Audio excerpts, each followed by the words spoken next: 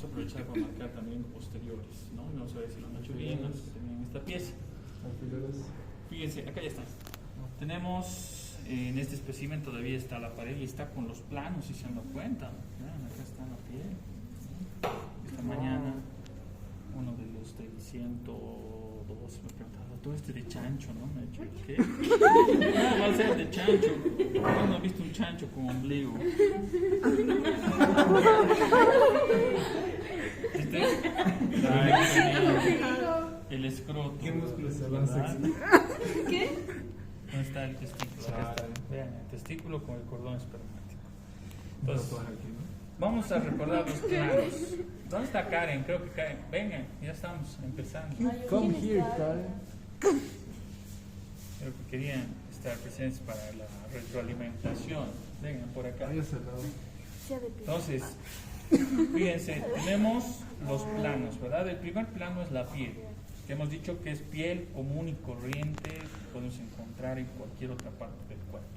¿Okay? Tiene los mismos folículos pilosos, tiene las mismas glándulas sudoríparas, las mismas glándulas sebáceas, con la única excepción que en la región del pubis nosotros encontramos estos pelos modificados que le llamamos ¿qué? Vellos púbicos, ¿verdad? Y la forma de la distribución pilosa de estos varía en el hombre y en la mujer, ¿no? En el varón, ¿qué forma tiene? Romboica. ¿Verdad? Por eso puede llegar hasta el ombligo. En cambio, en la mujer, Triangular. es un triángulo invertido. ¿Ok? Un triángulo invertido. Ahora, por debajo de la piel, ¿no? Acá le han sacado, vean esto, lo poco que ha quedado. Tenemos que el tejido celular subcutáneo. Que el tejido celular subcutáneo a nivel del abdomen, ¿no? lo conocemos con varios nombres. Le dicen el panículo adiposo, ¿no? Los nutricionistas le dicen la grasa localizada, ¿no? Porque esta es la difícil de quemar muchas veces, ¿no? Nos cuesta. Y está representada por dos fases. En general nosotros a todo esto le llamamos la fase superficial del abdomen. Y está representada a su vez por dos fases, ¿verdad? La fase de Camper, que es la adiposa, que están viendo acá, ¿verdad? Amarilla, porque tiene abundantes adipocitos, que son las células grasas. Y luego tenemos esta membranosa, vean que estoy agarrando acá, que es la fascia de Scarpa, ¿okay? Que es la membranosa. La fascia de Camper puede variar en cuanto a su grosor. Podemos encontrar de apenas milímetros en personas que tienen poco porcentaje de grasa corporal, ¿verdad? En los flaquitos, por eso los flaquitos han visto, se les marca sus abdominales, no es porque hagan abdominales, es por flacos que tienen abdominales, ¿verdad? Ahora, cuando el músculo está trabajado, hipertrofiado y tener el plano músculo aponeurótico, ¿verdad? Que los músculos en el abdomen se dividen en los laterales y los anteriores. Los laterales los han marcado ustedes, los podemos ver acá también, fíjense, se los ve muy bien. Acá tenemos, vean ¿qué músculo es? El oblicuo externo. ¿Okay? El oblicuo externo. ¿Por qué se llama oblicuo? Con sus fibras van en sentido oblicuo de arriba hacia abajo, de lateral a medial. ¿Ok? ¿Este músculo dónde se origina? En las costillas, en la carilla externa de la costilla. En las 8 últimas costillas. Exacto. Muy bien, ¿qué más? Inferiores y también acá sus digitaciones, vean, sus digitaciones se engranan con las digitaciones de este otro músculo que están viendo, que es el serrato anterior, ¿verdad? Por eso han visto en los fisicoculturistas, cuando están desarrollados se les marca así, ¿no? ¿Por qué? Por los oblicuos y por los serratos. Ahora, este músculo se va a ir a insertar ¿dónde? Se insertan en la sínfisis del pubis y en la línea. En la sínfisis cresta del pubis. En la cresta de la línea. Y la línea alba. Se ve la línea alba. La palabra alba quiere decir blanca, ¿ok? Y hemos dicho que la línea alba, ¿de dónde a dónde va? Va de arriba hacia abajo. Nace a nivel de lo que va a ser la apófisis o apéndice sifoides y se va a ir a insertar a nivel de la sínfisis del pubis. Divide, si se han dado cuenta, a los dos rectos anteriores del abdomen. Esta línea alba les he dicho también que en las embarazadas, ¿no? Se pigmenta y se convierte en ¿qué? En la línea bruna o línea negra. ¿Okay? Pero no en todas, sino Morenita. en las mujeres que tienen tez oscura, ¿no? En las morenitas. ¿Ya? Ahora, ¿qué más tenemos? Tenemos por debajo, fíjense, este otro músculo, ¿verdad?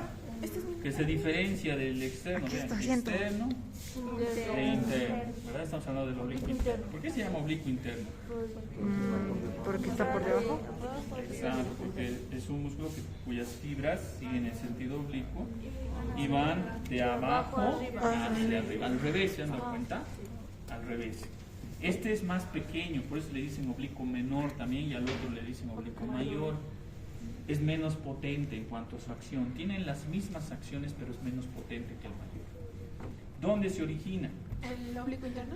Primero, atrás, en la fascia tóraco-lumbar. Después, En los dos la tercios. cresta ilíaca. 2/3 Muy de la bien. cresta.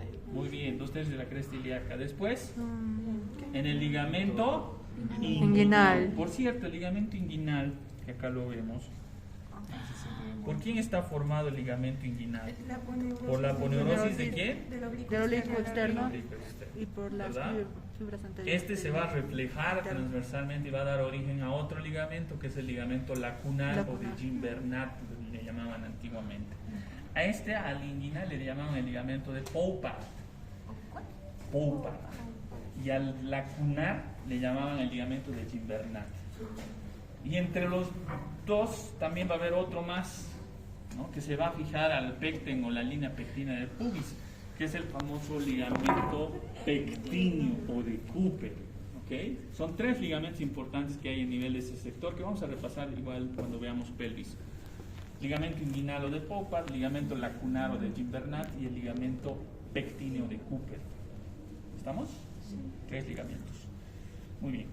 Ahora, hemos dicho el origen del oblicuo interno. ¿Dónde se inserta el oblicuo interno? A través también de su aponeurosis, lo va a hacer a nivel de la línea alba. ¿Qué más?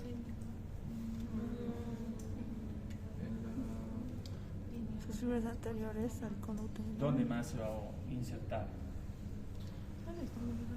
Las dentro de las fibras anteriores. Eso, de las últimas costillas. ¿Qué más? Para ser preciso, de las últimas 3 costillas. ¿Verdad? Y este músculo, sus fibras inferiores son las que van a formar. Acá se ven sus fibras inferiores. Vean. Fíjense, acá están estas fibritas. Son las que van a dar origen a un músculo, que es el Máster. ¿verdad? ¿Qué es el que hace qué? ¿Del escroto o de los testículos? De los testículos, ¿verdad? Eleva los testículos. Cuando hace frío, y cuando hace calor, como ahorita, Se chorrea. Doc, ¿y cuál es el músculo que lo contrae? ¿Cuál es el músculo que lo contrae? ahora, muchos confunden al cremaster con el dartos. El dartos es un músculo que está entre las capas del escroto y este tiene la función de contraer y hacer chiquito el escroto. ¿Se entiende? En cambio, por un lado, el cremaster jala, eleva, pero el dartos, ¿qué es lo que hace? Lo contrae. Eso es lo que hace. Los dos funcionan casi al mismo tiempo, porque funcionan mediante el sistema termorregulador de los testículos. No se olviden que los testículos tienen que estar a una temperatura óptima para producir espermatozoides de calidad.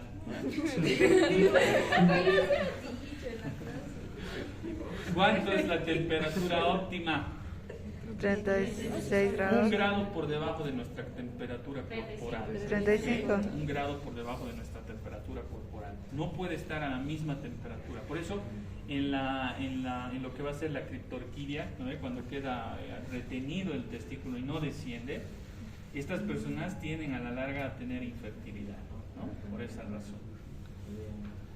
Entonces hay que operar a ese paciente. Por eso a los bebés cuando nacen, primero hay que palpar si están los dos testiculitos en el saco escrotal. Si no hay uno, quiere decir que ha quedado ahí, a medio camino. Se asustó. ¿Sabían que les pueden subir un testículo de una patada? Ah, sí. No. ¿Cómo? ¿Así? Pongamos la prueba. La prueba. Se les puede probar el testículo. ¿Cómo baja? O sea, ¿Cómo baja? No se Y ríe. luego cuelga. Casi ve las capas del testículo. Tan chiquitito. La túnica lujínia, la túnica vaginal, todo eso también. Después vamos a ver cuando hablemos de genitales. Ah, ya. Bien, luego tenemos, decíamos, hemos visto el oblicuo interno, ¿verdad? Después, de manera profunda, el último de los músculos que los vamos a mostrar por acá. ¿Qué músculo es ese? Transverso. ¿Por qué se llama así? Porque Va en el sentido horizontal o transversal. Este músculo hemos dicho envuelve como si fuera una faja. ¿Dónde nace? en el Fascia toracolumbar, fascia ilíaca, cresta ilíaca. ¿Dónde se inserta? En la línea baja Y por ende a la apófisis sifoides y a la síntesis del pubis. del pubis. ¿Quién le da la inervación a estos tres músculos? Los nervios toracoabdominales. De T6 Al T12. 2. Colabora también de cierta manera el L1 con sus dos ramas, ¿no? Que son el ilio hipogástrico y el ilio inguinal. ¿Verdad? Ah, sí, sí. ¿Cuál es la función del oblicuo externo y el oblicuo interno? El sostén de las vísceras y la Rota, rotación flexión lateral y y ¿verdad? ¿Para qué es importante la compresión de las vísceras? ¿Y para qué más? Para hacer esfuerzo. Para el pujo, ¿verdad? Para la defecación, para la micción y para el trabajo de parto. ¿Ok? Para eso necesita pujar. También para levantar peso. Por eso se contraen estos músculos, ¿verdad? Le van a brindar firmeza y van a participar también en la estabilidad del core, le llamamos, ¿verdad? Para las risas. También, claro que sí, en la Ah, risa con se razón. contraen. ¿No les ha pasado que alguna Yo. vez se han reído tanto Que duele. que han terminado macurcados? Sí. Yo todo el tiempo. Especialmente el recto anterior. Es eso. Yo caco. Vean esta capa que ustedes están viendo, que estoy jalando. Esa es la fascia transversal. Ya me voy a Como reír. pueden ver, tapiza internamente al músculo transverso. Por eso se llama transversalis, ¿no? Porque tapiza el músculo transverso. ¿Qué? Y sería el siguiente plano. Después del músculo aponeurótico viene la fascia transversalis. Después de la fascia transversalis, ¿qué tenemos? Carla, ¿qué tenemos? Está roja de tanto reír ahí, Carla. Tejido extraperitoneal. Después del tejido extraperitoneal, ¿qué es esto que están viendo acá? Esto que ven acá es el peritoneo, ¿ok? El peritoneo, que es una serosa que cubre la cavidad abdominal. Esta membrana serosa se divide en peritoneo parietal, que es el que cubre la pared, y el visceral, que es el que envuelve a las vísceras abdominales, ¿verdad? Ese recubrimiento, gracias al recubrimiento de peritoneo, las vísceras se van a dividir en intraperitoneales y retroperitoneales. Las que son consideradas intraperitoneales son las que tienen un meso, Y las es un otras no. repliegue peritoneal, o están cubiertas en sus caras, en todas sus caras, en su cara anterior, en su cara Posterior. Denme ejemplos de vísceras intraperitoneales. El El hígado, muy bien. ¿Qué páncreas. más? El estómago, Páncreas. los intestinos, el intestino delgado. Ajá. ¿Qué más? El vaso, ¿será o no? Intra. Es intra. El páncreas, la cola del del páncreas. sí, el resto no, ¿verdad? Es el retroperitoneal. Otras estructuras retroperitoneales que están Pero el cubiertas hígado solo no, en su cara anterior, quiere decir retroperitoneal. Los riñones, muy bien, ¿qué más? Eh, Suprarrenales, ¿qué más? Grandes vasos. Después, la posterior de ella. el páncreas, ya hemos dicho, ¿no? El páncreas. ¿Qué intestinos? ¿Qué intestinos son retroperitoneales? ¿Cuál? El ascendente y el descendente. Los otros tienen meso, no se olviden, el mesocolon sigmoides y el mesocolon transverso, entonces son intraperitoneales. Salud. Bien. Ahora, fíjense acá en la capa peritoneal, en el peritoneo, que por cierto es lo último. Tenemos estos pliegues y estos ligamentos que sirven, en el caso de los ligamentos, para fijar estructuras a la pared anterior. Por ejemplo, acá en todo este sector venía un ligamento, que era el ligamento falciforme, se llama, que este une el hígado a la pared anterior y también al diafragma. Justo por debajo, a nivel de su borde inferior libre, hay otro ligamento que es tubular y que se fija al ombligo. ¿Ese ligamento cuál es, Mauricio? ¿Dónde está Mauricio? ¿Cuál es? ¿Me puedes repetir? Está bien. Ligamento del hígado que lo une al ombligo. Un ligamento umbilical del lateral. El ligamento redondo. ¿Okay? El ligamento redondo del hígado. ¿Qué era embriológicamente una vena esto? umbilical. La vena, Es una la vena vena umbilical umbilical. obliterada, o sea que se cerró. Ajá.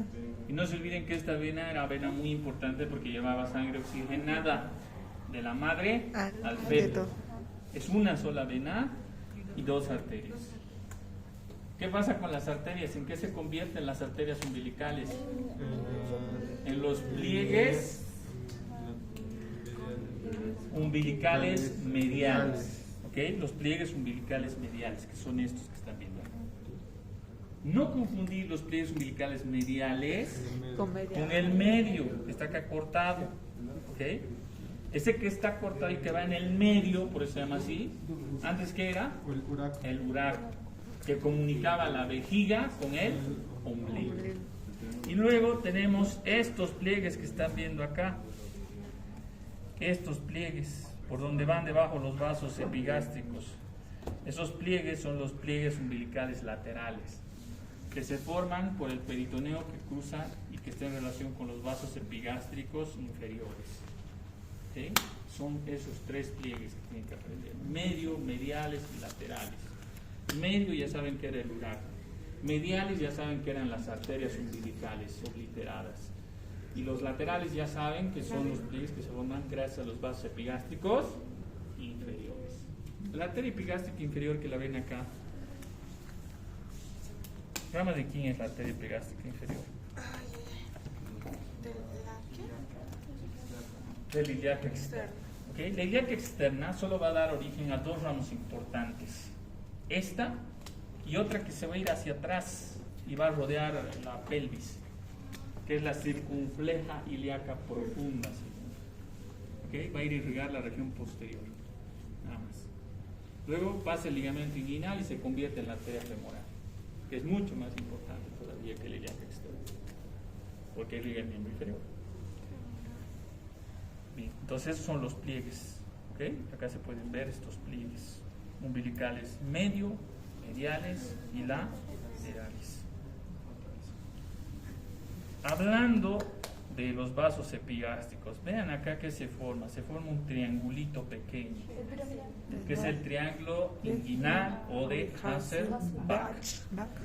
¿Cuáles son los límites de este triángulo? Lateral, Las venas epigástricas. Vasos inferior, epigástricos inferior, el medial, el músculo recto borde lateral del del recto abdomen, e inferior. la inguinal. ¿Por qué es importante? Porque es ahí donde se dan las hernias inguinales directas o de pared. Crea un punto de debilidad muscular justo a ese nivel. Por eso es que se va a dar en la protrusión del saco herniario. Ahí. ¿Okay? Ahí. ¿Qué más? Porque ahí la explicación está en esto. Fíjense, ¿qué es esto que están viendo acá? Donde ya no hay hoja posterior de la vaina de los rectos. Exacto, el arco de Douglas o la línea arqueada o arcuata, que se forma debido a que la saponeurosis de los tres músculos, oblicuo externo, oblicuo interno, transverso, se van todos hacia adelante en el tercio inferior, dejando sin protección, sin cobertura, sin refuerzo al recto anterior del abdomen a este nivel. Acá, como pueden ver, solo está cubierto por fascia transversales. Por eso es que esta es una zona débil. ¿Okay? Si ustedes recuerdan también las hernias inguinales, ¿verdad? En el conducto inguinal, si recuerdan las paredes del conducto inguinal, la pared más débil era la posterior. ¿Por qué? Porque está formada solo por la fascia transversal y la poneurosis de transverso. Eso se dan ahí. Por eso son tan comunes las hernias inguinales. ¿Okay? Más que cualquier otra hernia, porque tenemos varias hernias, ¿verdad? Hernia epigástrica, hernia umbilical. hernia de Spiegel, hernias incisionales, pero las más comunes son las hernias inguinales. Y se dividen, hemos dicho, en directas e indirectas. ¿Por qué? Porque Directa era porque desgastaba la pared. atravesaban la pared abdominal. Las indirectas por debajo por encima del conducto, si no se va. Las directas Unas se eran llaman así, porque penetran a través de la pared de manera directa. ajá, y las ¿verdad? otras pasaban Y las encima. indirectas van por el Conducto. ¿ok? O sea, atraviesan el anillo inguinal profundo y se meten en el conducto y por eso puede llegar al saco escrotal y se convierte en una hernia inguino-escrotal en el varón y en la mujer inguino-labial. Sí. Inguino-labial. Pues ahí está.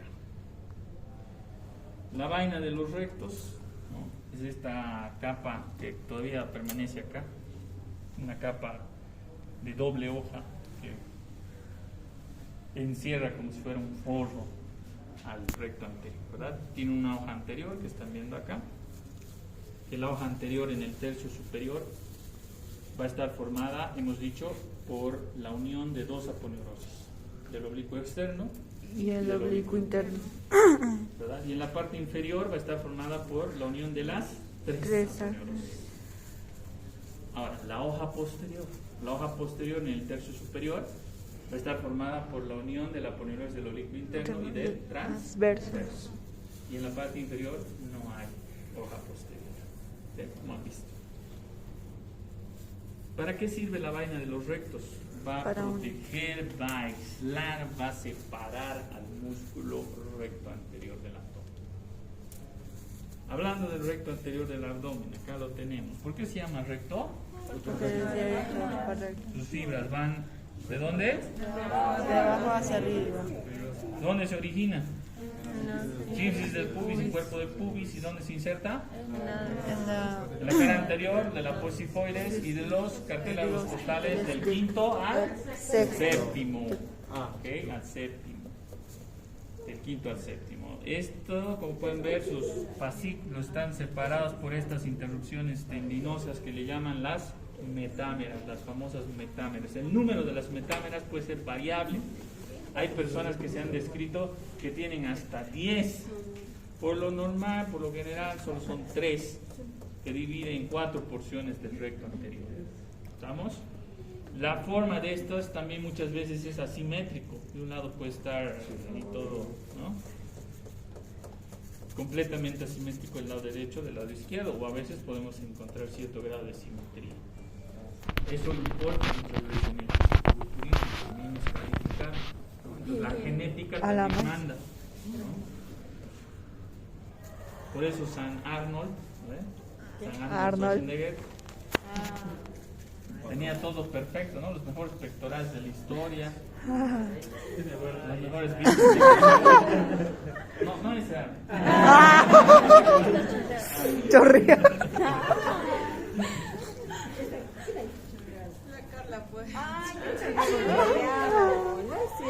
El piramidal, ¿dónde se lo ve? Acá se ve, fíjense, acá lo poco que ha quedado de sus fibras. Estas fibras, de este lado y de ese lado, ese es el piramidal del abdomen. Músculo inconstante, ¿verdad? Este músculo solo está presente en el 80% de las personas, el 20% no lo tiene. ¿Dónde se origina? En las Es cara anterior de la sínfisis del pubis. ¿Y dónde se inserta? En la línea alba. Inervado por el subcostal, son los nervios toracoabdominales, principalmente el subcostal, y su función cuando está presente es la de tensar la línea. ¿Verdad? ¿Por el nervio femoral? No, el nervio femoral no. El nervio femoral se encarga de la región posterior abdominal y de la región del miembro inferior. Bien, esos son los anteriores. Vámonos con los posteriores. Ven, acá se ven los posteriores, solo que algunos no están muy bien trabajados.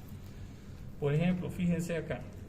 Este chiquitín con su tendón brilloso, color nacarado, ¿verdad? Ese es el psoas menor, ¿verdad? Psoas se escribe con una P adelante, psoas. El psoas menor es un músculo inconstante también, no todos tienen psoas menor.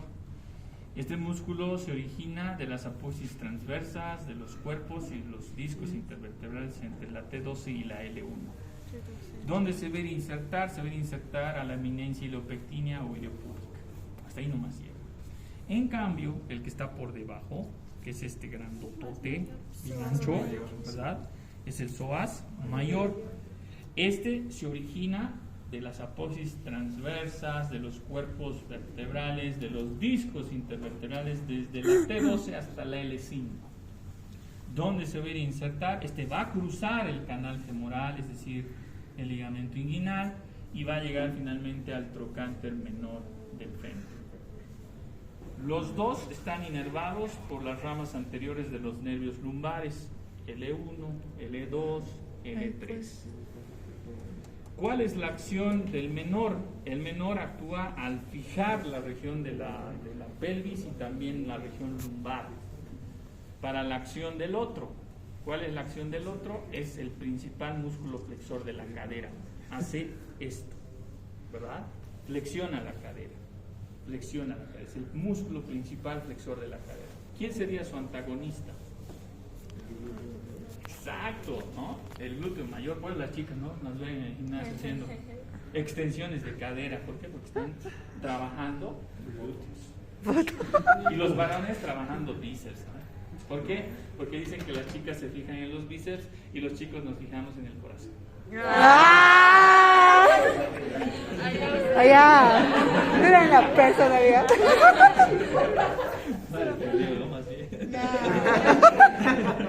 Mira la Ya personalidad. entendí.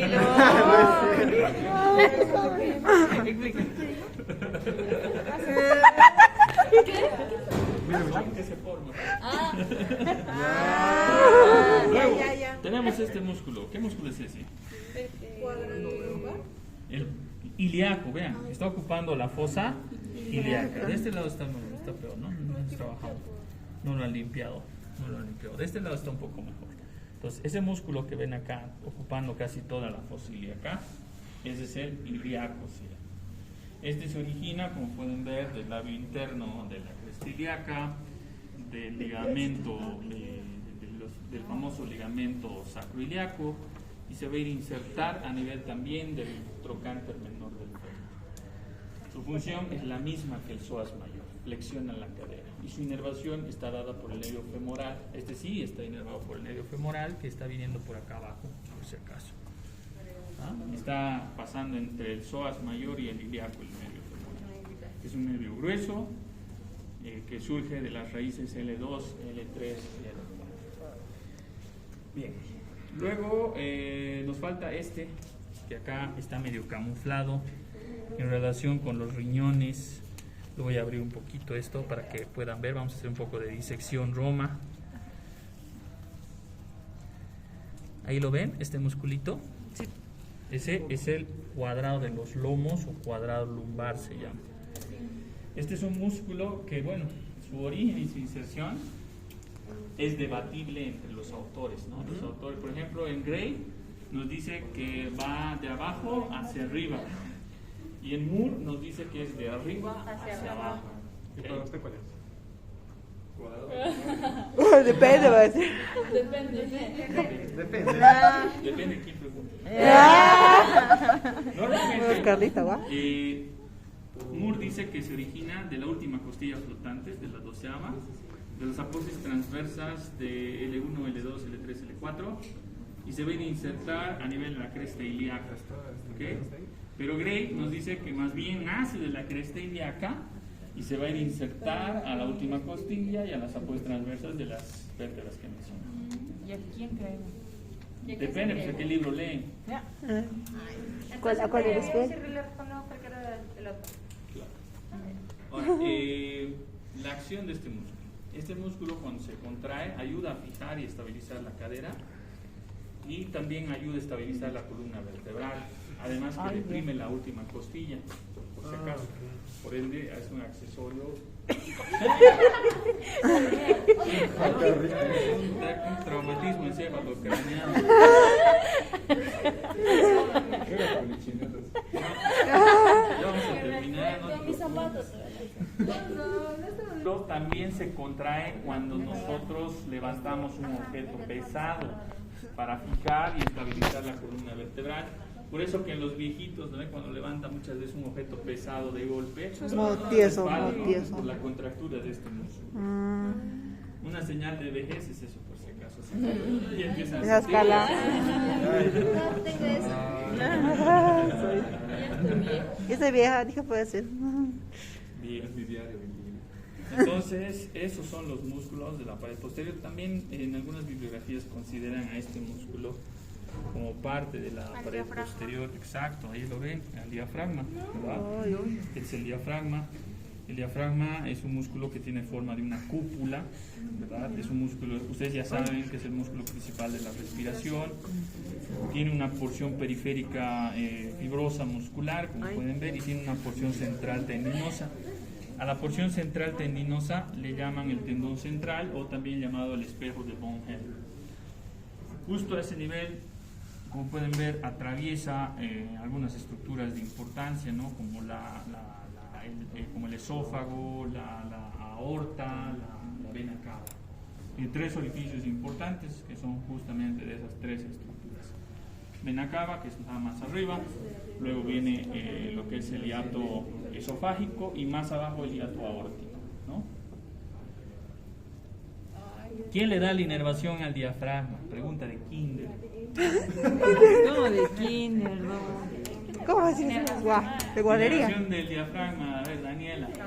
Se aplazó en kinder. Camila. ¿Cómo me decías? ¿Moriste? ¿Cómo? Cuando no te ¿Quién le da la inervación? ¿Toraco abdominal? O los El intercostales. nervio frénico. Ah. Como uno de mis estudiantes, el nervio frenético. No hay nervio frenético, es nervio frénico. El nervio frénico surge de las raíces de L2 y L3 principalmente. Perdón, en realidad es L3, L4 y a veces L5. L5 es inconstante la colaboración. Generalmente más depende de L4 de cualquier uso. El nervio frénico es un nervio mixto. ¿Qué quiere decir esto? Que tiene Que tiene un inervación. componente motor para el diafragma sensitivo. y tiene un componente sensitivo para el diafragma y también para las tres P's. ¿Cuáles son las tres P's? Pericardio, pleura y peri. O sea, el peritoneo está inervado por el nervio frénico. Inerva las tres serosas, las tres P's.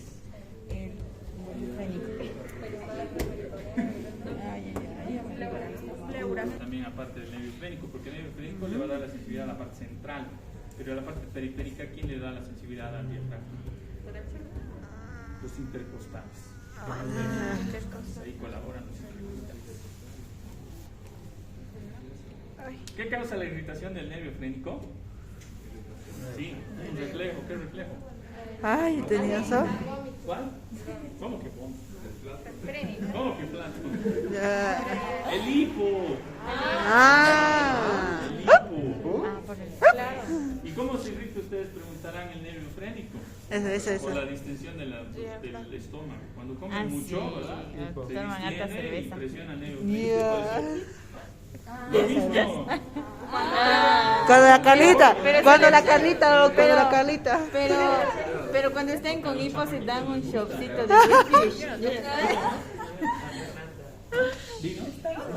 No, de whiskycito ya. Baja el hijo. ¿O no, doctor? ¿Ves? Este nombre no. Sí, es que sí, es verdad. Bien. Es verdad. El vaso de agua también sirve. Tus cosas profundas no se No, que sepan. Que son de oreja. Las epigástricas, ¿verdad? La epigástrica inferior que le hemos marcado. ¿El rama de quién es? El viaje externo. Luego la epigástrica superior. ¿Del viaje interno? No. De la torácica interna o mamaria interna, su rama terminal. Ambas se encuentran a nivel más o menos del ombligo y se anastomosan para irrigar la pared anterior. Colaboran también en la irrigación otras arterias como la circunfleja ilíaca superficial que viene de la femoral, la circunfleja ilíaca profunda que viene de la ilíaca externa, las lumbares que vienen de la aorta abdominal, la subcostal que viene también de la aorta abdominal. ¿ok?